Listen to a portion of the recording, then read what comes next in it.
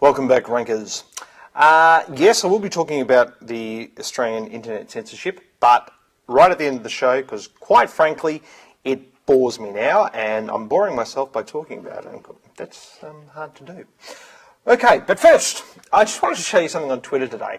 Every week when I do the show, I look at Twitter first to see what feeds are coming in and who's talking about what are the issues of the day when it comes to search. And one of the things that I always do is I have a feed here running on SEO, and Cam, the cameraman who sits over there, he has a similar feed on similar phrases, and a couple of the other guys have feeds on things they're interested in. This morning when I came in, there was apparently a search marketing expo in Toronto, and all the chatter is about people at that conference. And what was really interesting, found some really interesting things this morning. There was someone from Google who was telling the conference that 1 in 5 searches are the first time they've ever been searched on Google. So 20% of the things that are getting typed into Google, it's the first time they've ever been typed in, which means that the whole key phrase, keyword analysis side of things is still wide open. A lot of people say, oh, it's too hard to rank in my industry. Well, yeah, if you're a real estate agent, you're trying to rank for the word real estate, it's not a particularly good idea. But, someone may never have typed in, 4-bedroom brick veneer house north of Bundoora or whatever. So the trick here is to make sure that you're ranking for the right phrases. Now, as I've said before, Google's own keyword tools, Google's Insight for Search, Google's Keyword Ad Tool, and Google Trends will all give you different results when you type in a keyword into them. And we've done crowdsourcing exercises on Twitter before where we've said, if you were going down to Melbourne's southern peninsula, it's not called that incidentally, what would you type into Google if you were looking for somewhere to stay? And when we did that, we had about 10 or 20 replies via Twitter within seconds, and then over the next half hour, probably another 10 or 20 via Facebook. The interesting thing about them was that every phrase was different. We had 20 to 30 different phrases basically, and they were all saying similar things, but they were different.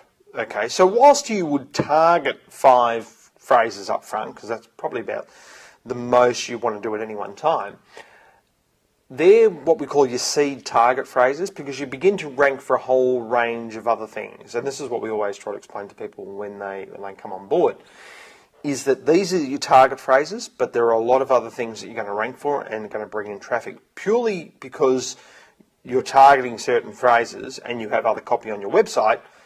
You're going to get traffic from other related phrases. And one of the things that we're using Twitter for now for our clients is to source leads and also build brands. I said it earlier in the year on one of the shows that my opinion is that the impact of Twitter is bigger than Google. And a lot of people misunderstood that to think that I meant that, Twitter's got more users than Google. Well, no, it hasn't.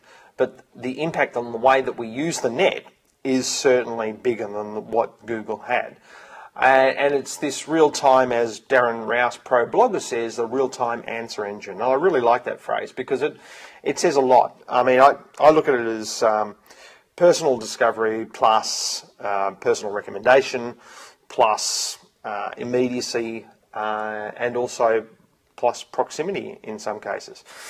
If you're on the iPhone or something like that, you can if you're on the iPhone, you go into a town, and depending on what client you've got, you can say what restaurant is a great restaurant to eat at in this town, and people who are within a 10, 15, 20k radius will come back to you and say, well, this restaurant. Now, is that better, or would you prefer to go and do a search in Google? I prefer to use the iPhone. And speaking of the iPhone, one of the other things that came out of this Search Marketing Expo in Toronto that I've been watching this morning, and it's over here, is that there's one guy there who, and I'm just trying to find his name. I'll take you to his website anyway.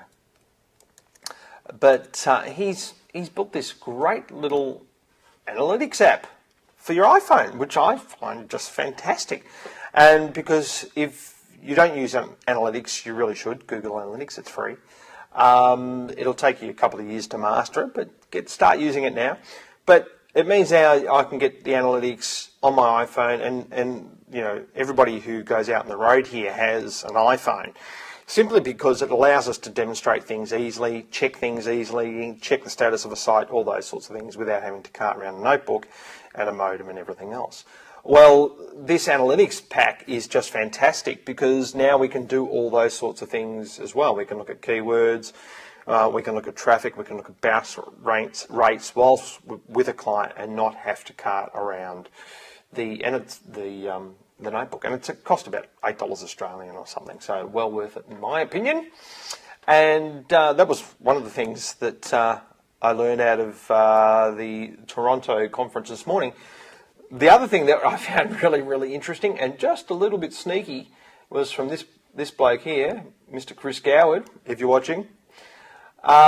He was saying that one of the things that you can do is give, if you want to find out the stats on a particular site, what you do, and the site sells ads, go and buy a flash ad and embed your Google Analytics code within the ad itself, and that way Google Analytics will tell you everything about that site, and which I thought was pretty sneaky, but I'm going to give it a try because I think it could be a bit of fun. And look, just finally today on the whole issue of censorship, a lot of you would know that there was a live show on the ABC, which is our national broadcaster here in Australia, last Thursday night, and you were able to submit a question via their website, or a video question, which I did, and it got aired. And basically I was just pointing out that, you know, the more you talk about these sorts of things, like blacklists and sites that you don't want kids to see, the more they're going to see them on the internet especially. And, you know, I pointed out on the show last week that I'd never even heard of the site wikileaks.org before, which is the whistleblower site, which has now published the Australian blacklist of sites.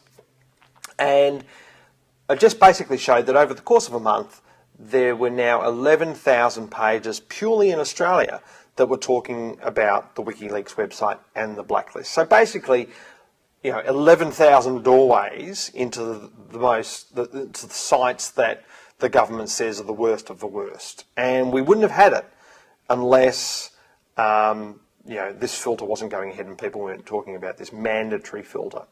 Well, I can report today, a week later, since I recorded that question, that those numbers have doubled, the number of pages, and it's probably going to double again over the next month. And my point is about this is that, you know,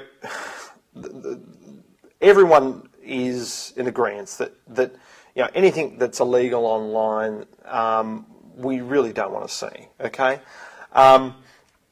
But the problem is that the government's trying to say this filter is mandatory and it's going to fix all your problems and protect your kids. Well, it's just not true. As we can see, there's 22,700 pages now where any kid can go in and find this blacklist from the government.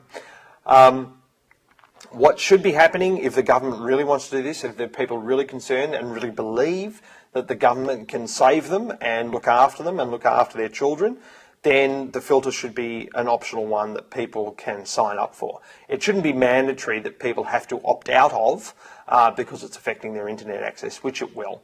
And look, it's going to be... This was a nonsense, this blacklist 10 years ago when it first came in and put together by the previous government. This government, the current government, is going to make it worse. It was a nonsense 10 years ago because the blacklist doesn't stop anybody getting to anything. You know, it just goes on a list. And if the site's in Australia, it gets taken down. But if the site's not in Australia, well, so what?